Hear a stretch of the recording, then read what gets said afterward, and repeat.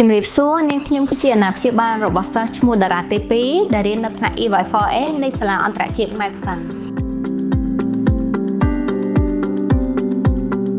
សាលាអន្តរជាតិ Madison បច្ចុប្បន្នផ្ដល់នូវការអប់រំបានយ៉ាងល្អសម្រាប់កូននាងខ្ញុំទាំងផ្នែកសិក្សានិងការរស់នៅប្រចាំថ្ងៃហើយកូនរបស់នាងខ្ញុំបានទុកសាលាប្រៀបបានផ្ទះទី2របស់គាត់ព្រោះថាសាលាបានផ្ដល់នូវការអប់រំនិងការមើលថែយ៉ាងដិតដល់ទៅលើគាត់បន្ទាប់ពីនាងខ្ញុំបានដាក់កូននៅចូលរៀននៅសាលាអន្តរជាតិ Madison មួយរយៈនាងខ្ញុំសង្កេតឃើញថាគាត់មានការវិវត្តផ្នែកចំណេះដឹងទាំង3ភាសារបស់គាត់គឺខ្មែរចិននិងអង់គ្លេសហើយគាត់អាចនិយាយបាននិងស្ដាប់យល់ហើយនឹងស្គាល់ពីពាក្យសម្រាប់ប្រើប្រាស់ប្រចាំថ្ងៃ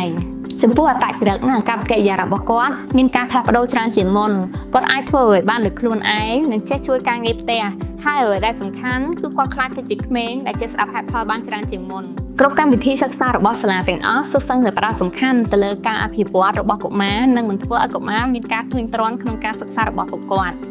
ហើយអ្វីដែលសំខាន់ចំពោះនាងខ្ញុំគឺខាងសាលាមានគ្រូពេទ្យប្រចាំដើម្បីនៅមើលថែកូន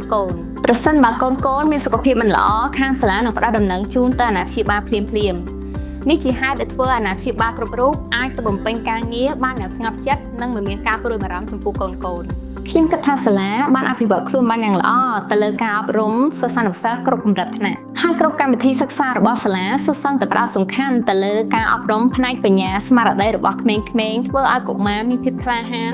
និងយល់ច្បាស់ពីការរស់នៅប្រចាំថ្ងៃរបស់ពួកគាត់ហើយសាលាតែងតែមានកម្មវិធីថ្មីៗដើម្បីឲ្យអាណាព្យាបាលនិងកូនមានភាពស្និទ្ធស្នាលនឹងគ្នា